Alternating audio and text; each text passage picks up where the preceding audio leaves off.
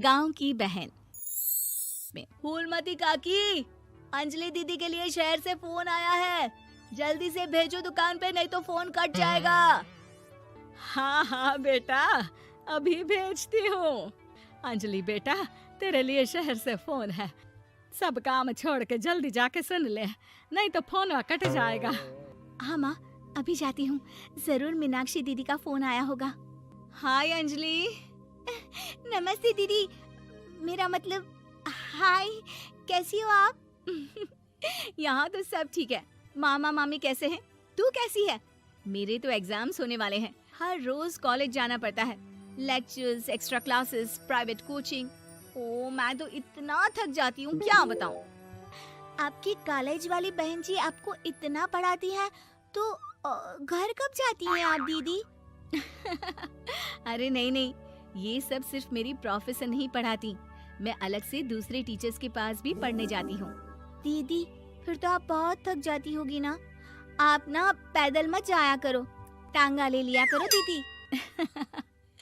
नहीं मेरी भोली बहन, ना मैं पैदल जाती हूँ, ना ही यहाँ टांगा मिलता है, मैं बस से जाती हूँ और थोड़ी दूरी के लिए रिक्शा ले लेती हूँ। सच्ची? वहाँ पर टांगे नहीं बस चलती है? वाह, वो भी हर रोज? हमारे गांव में भी बस आती है, दिन में 2 बार। यही तो खास बात है शहर की, यहाँ बसें पूरा दिन दौड़ती हैं सड़कों पर, और सिर्फ बसें ही नहीं, कार, स्कूटर और ट्रक भी, और तो और थोड़ी दूरी पर तो हवाई जहाज भी है, जहाँ से हवाई जहाज आसमान में उड़ते हैं। अच्छा दीदी, मैं फोन रखती हूँ, बुआ जी फूफा जी को मेरा नमस्ते कहना। हाँ माँ, हम लोग शहर में क्यों नहीं रहते? बुआ जी, फूफा जी और मीनाक्षी दीदी तो शहर में ही रहते हैं। अरे क्योंकि तेरे बुआ जी की शादी शहर में हुई थी, इसलिए बेटा। शादी से पहले वो भी तेरे पापा और दादा दादी के साथ गांव में ही रहती थी। तो फिर बा, मुझे शहर भेज दो ना, मैं भी शहर देखना चाहती हूँ। इतनी बार मीनाक्षी दीदी से शहर के बारे में सुन चुकी हूँ, अब मैं भी वहाँ जाकर देखना चाहती हूँ। बस आप मुझे शहर भेज दो। ठीक है, इस बार गर्मियों की छुट्टियों में कुछ दिन रह आना शहर, अपनी बुआ के घर। अब तो खुश ना? हाँ माँ, बहुत खुश। आप देखना मैं शहर जाके कितने मजे करती हूँ। अंजलि अगले दिन स्कूल जाती है और वहाँ अपने सारे दोस्तों को अपने शहर जाने की बात बताकर चिढ़ाती है। अरे श्रद्धा, शीतल, सरोज, तुम लोग इन गर्मियों की छुट्टियों में कहाँ जा रही हो? एकादशी वाले गांव के मेले में। हम तो दूसरे गांव में नानी के घर जाएंगे, उनका घर नहर के किनारे है, बड़ा मजा आएगा। हम इस बार कहीं नहीं जा रहे, बल्कि हमारे घर में रहने के लिए मेहमान आएंगे। और तू? अरे मेरा क्या है, मैं तो बस पास वाले शहर जा रही हूँ, अपनी बुआ जी के घर, वहीं रहूंगी कुछ दिन। तुम लोग चिंता मत करना, मैं चिट्ठी लिखूंगी तुम सबको वहाँ से। पापा मुझे तो चक्कर आ रहे हैं, जी घबरा रहा है। बेटा शहर आने की जिद भी तो तूने ही की थी, अब पहली बार बस में चढ़ी है तो यही होना था, भुगतो अब। अरे मामा जी, अंजलि, आप लोग आने से पहले बता तो देते, मैं लेने आ जाती बस स्टैंड तक। आओ आओ भैया, आओ बेटी अंजलि। माँ बुआ जी कैसे हैं वहाँ, और भाभी कैसी हैं? सब ठीक है, बस अंजलि जिद कर रही थी कुछ दिन आप लोगों के साथ रहने की, सो छोड़ने आ गया। दीदी आप मुझे शहर घुमाने ले जाओ ना, मुझे भी शहर देखना है। हाँ हाँ चल, तैयार हो जा जल्दी से। अंजलि तैयार होने जाती है और कुछ देर बाद जब बाहर आती है तो अरे ये क्या कर दिया तूने, मार्केट तक ही तो जाना है, इतनी डार्क रेड लिपस्टिक, इतने बड़े बड़े झुमके और चूड़ियां और चेहरे पर इतना सारा पाउडर। मेरी बहन ऐसे नहीं चलेगा, जा और ये सब हटा के आ। अरे कैसे, क्यों? मैंने शहर आने के लिए इतनी मेहनत से ये सब इकट्ठा किया था, और वैसे भी मैंने देखा है मोहल्ले की राधा काकी के टीवी पर एक फिल्म चल रही थी, उसमें हीरोइन ना ऐसे ही तैयार होकर जाती है घूमने। सब पता है मुझे, मैं तो ऐसे ही जाऊंगी दीदी। अंजलि शहर की चकाचौंध को देखकर बहुत हैरान और खुश होती है। ऊंची ऊंची इमारतें, सड़क पर दौड़ती गाड़ियाँ, बड़ी बड़ी दुकानें, उसकी एक्साइटमेंट का ठिकाना नहीं था। दीदी, ये छोटा सा कमरा सड़क के किनारे क्यों रखा है? इसमें कौन रहता होगा? ये कमरा नहीं, पीसीओ है, पीसीओ। यहाँ पर लोग फोन करने आते हैं, सिक्का डालकर। ओह, हमारे गांव में तो दुकान पे ही जाते हैं बात करने। अच्छा चल, तुझे रेस्टोरेंट में खाना खिलाने ले चलती हूँ। Excuse me, 2 plate noodles please and 2 Cola. Meenakshi को ऑर्डर प्लेस करते हुए अंजलि बहुत ध्यान से देखती है और थोड़ी ही देर में ऑर्डर लेकर वेटर आ जाता है और खाना टेबल पर रख देता है। अरे, ये लंबी लंबी सेवइयाँ खाते कैसे हैं दीदी? और इसके साथ कोई अचार, प्याज, मूली कुछ भी नहीं दिया, बस ये छोटा सा पेट खुजाने वाला दे दिया है। गांव में तो छोटे छोटे चावल ही होते हैं जो कि हाथ से ही खा लेती हूँ। अब इसे कैसे खाऊं दीदी? एक्सक्यूज मी, एक चम्मच प्लीज, और लिटिल प्याज और अचार और मूली और एक गिलास मट्ठा, वो बाद में। हाँ। अब ये सब सुनकर आसपास बैठे लोगों को हंसी आ जाती है। मीनाक्षी भी अपनी हंसी किसी तरह रोकने की कोशिश करती है और वेटर मुस्कुराता हुआ वहाँ से चला जाता है। अंजलि समझ नहीं पाती कि सब किस बात पर हंस रहे थे, लेकिन वो झेप जाती है।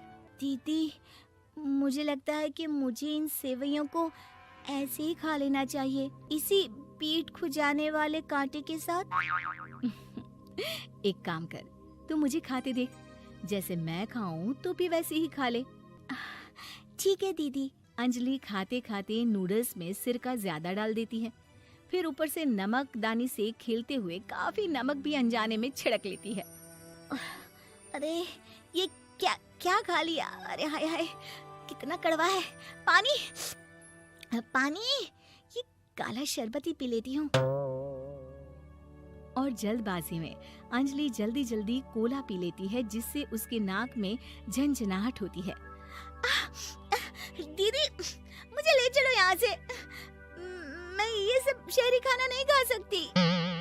अब शर्म के मारे मीनाक्षी अपनी बहन को वापस घर ले जाती है और कहती है कि देख अंजलि, माना कि शहर और गांव एक दूसरे से बहुत अलग है, लेकिन इसका मतलब ये नहीं कि हमेशा शहर ही बेहतर हो और उस वजह से हमें वो सब करना पड़े जो हम नहीं कर सकते।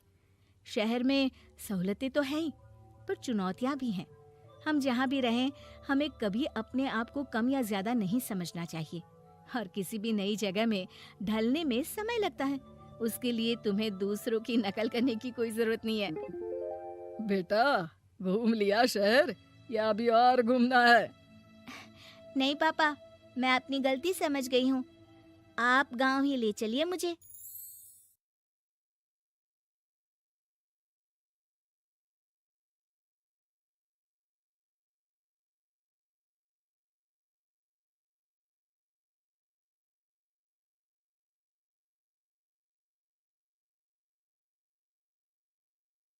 घर की औरत। कहते हैं ना, घर दीवारों से नहीं, उसके अंदर रहने वाले लोगों से बनता है। लेकिन क्या हो जब घर के लोग ऐसे हो? सारा दिन खाती रहती हो, सोती रहती हो, कोई काम नहीं है तुम्हारे पास। ऊपर से बहू के आ जाने के बाद तो तुम और निकम्मी हो गई हो। दिखावे के लिए हाथ में माला पकड़ ली है, बाकी कोई काम नहीं करती। अरे कैसी बात कर रहे हैं?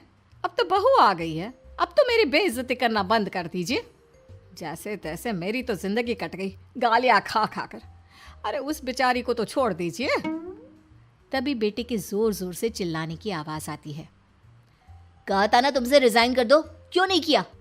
और ये पर्स लटका कर कहाँ निकली? चलो कमरे में, काम करो घर का। बहू बेटे की लड़ाई सुनकर सास ससुर बाहर आ जाते हैं। सामने खड़ी होती है नई नवेली बहू रीमा। देख लीजिए माँ जी, शादी से पहले तो मेरे माँ पापा के सामने कहा था कि शादी के बाद नौकरी करने देंगे, लेकिन अब क्या कह रहे हैं? तो तुम माँ जी को क्यों बोल रही है बहू? तब उसका मन रहा होगा, अब नहीं है। पर पिताजी, उसके मन से मेरा करियर तो नहीं चल सकता ना। ससुर को बहू की बात पर गुस्सा आ जाता है। वो बेटी की तरफ देखता है। पापा से जबान लड़ाती है, रुक। ये बोलकर वो पत्नी को खींचकर कमरे में ले जाता है और बंद कर देता है। ये सब देखकर सास दुखी हो जाती है, पति के जाने के बाद सास बेटे से कहती है, देख बेटा, अब ज़माना कुछ और है। तेरे पिता ने घर में औरतों की कद्र नहीं की, लेकिन तू ऐसा ना बन। शहर की समझदार पढ़ी लिखी लड़की से शादी की है तूने, उसका ख्याल रखा कर, तमीज से पेश आया कर। जा, बहू को कमरे से बाहर ले आ।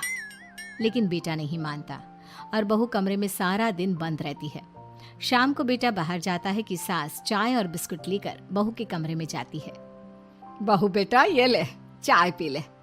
रो रो कर कैसी शक्ल बना ली है बेटा। माँ जी, ये कैसे लोग हैं? आप कैसे मैनेज कर रही हैं? ऐसे थोड़ी ना होता है माँ जी। घर की औरतों को तो पिताजी और ये इंसान समझते ही नहीं। क्या करूं बेटा, मैंने तो जैसे तैसे सह लिया, लेकिन तू ना सहना। दोनों बात कर ही रहे थे कि ससुर आ जाते हैं। अच्छा, तो अब बहू को भड़का रही हो? बहुत दिन हो गए मार खाए, अब क्या बहू के सामने खाओगे? जाओ यहाँ से, और जरूरत नहीं है ज्यादा इस लड़की को सर पर चढ़ाने की, समझी? बहू को ससुर की बात पर गुस्सा आ जाता है, लेकिन वो कुछ नहीं कहती। आए दिन बहू देखती है कि कैसे उसकी सास और उसके साथ उसका ससुर और पति गंदा व्यवहार करते हैं। फिर एक दिन, ये क्या बनाया है? खाना बनाना नहीं आता क्या? ये बोलकर वो खाने की भरी सारी थाली फेंक देता है। अरे बेटा, कोई बात नहीं, शांत हो जा, मैं अभी बाहर से कुछ मंगवा देता हूँ। हाँ पापा, ऑर्डर करिए। ऐसे खाने से तो पेट भरने से रहा। वैसे खाना तुमको बनाना आता नहीं और बाहर जाकर नौकरी करना चाहती हो। अरे तुम जैसे को तो पूछते भी नहीं है बाहर। बहू को पति की बात पर गुस्सा आता है, तभी सास बोल पड़ती है। तेरे से ज्यादा पढ़ी लिखी है, वो तो तूने इसे कहा था कि तू नौकरी करने देगा तो तुझसे शादी कर ली, वरना ना ही करवाते इसके माँ बाप तुझसे शादी इसकी। और कमाती भी ये तेरे जितना ही है बेटा। बहू हैरान रह जाती है कि जो सास खुद के लिए एक बार भी खड़ी नहीं हुई, वो उसके लिए बेटे को भी भला बुरा सुना रही है। उसकी नज़र में सास की इज्जत और बढ़ जाती है। वो सास को देखकर ये सब सोच ही रही थी कि उसके कान में एक जोर से चांटे की आवाज आती है। किसको किसको मार पड़ी? वो देख ही रही होती है कि उसकी नज़र जमीन पर बैठी सास पर पड़ती है। अभी तो धीरे से मारा, फिर जुबान खोली ना तो ऐसा मारूंगा कि कान के पर्दे फट जाएंगे। सास रो रही थी। बेटा और पति वहां से चले जाते हैं। पिताजी, अच्छा किया माँ को जोर का चांटा लगाकर। आगे से जबान खोलने से पहले 4 बार सोचेंगी।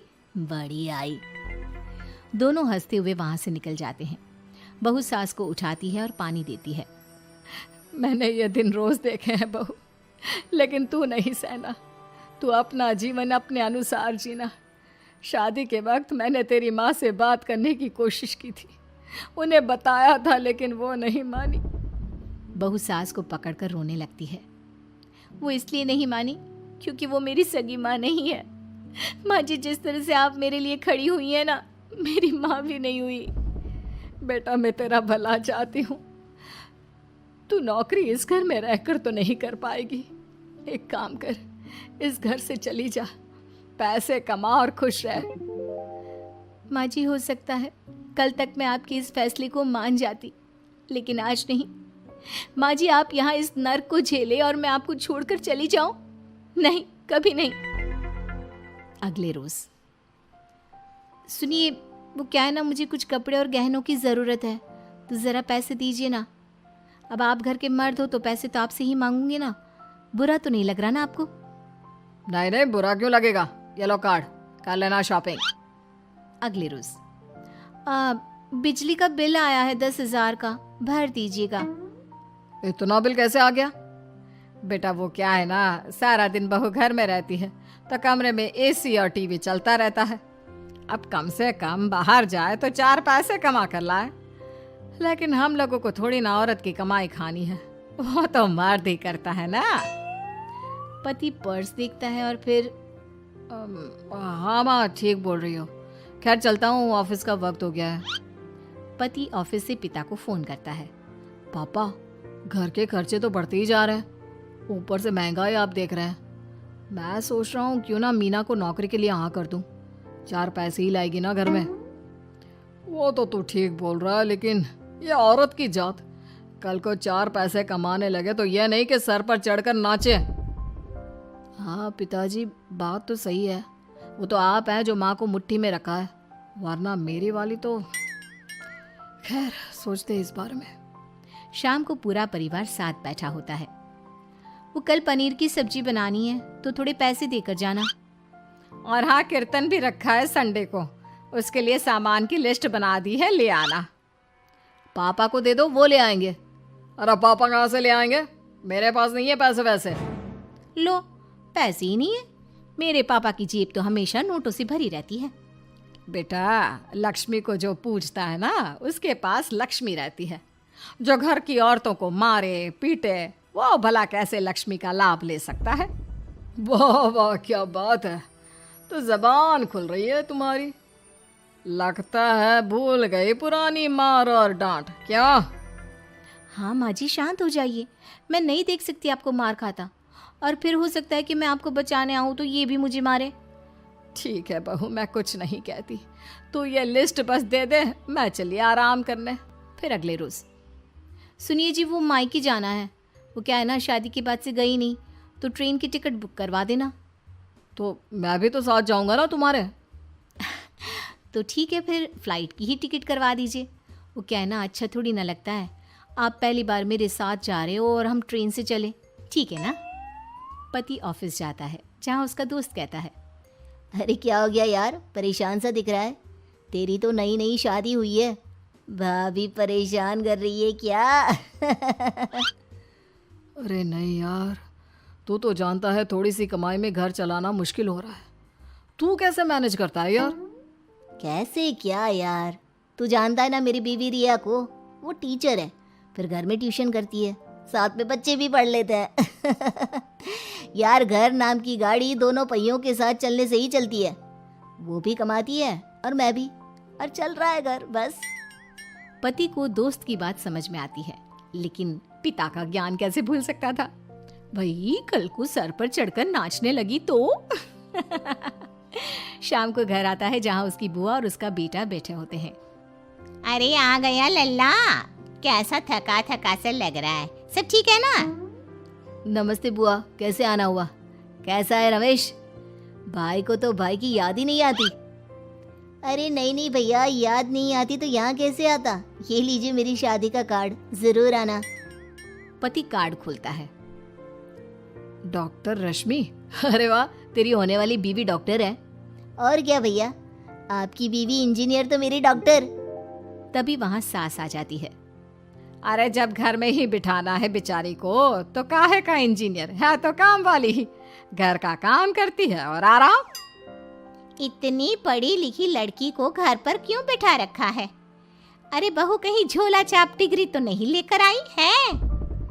पत्नी की बुराई सुनकर पति को गुस्सा आता है। नहीं बुआ, यूनिवर्सिटी टॉपर है मेरी मीना, और हाँ, बड़ी कंपनी में काम भी करती है। बस शादी के बाद कुछ महीनों की छुट्टी ली थी, अगले हफ्ते से ऑफिस शुरू हो जाएगा। क्यों मीना? तभी ससुर आ जाते हैं। हाँ, लेकिन फिर घर का काम कैसे होगा, और पैसे कमाने लगेगी तो सर पर।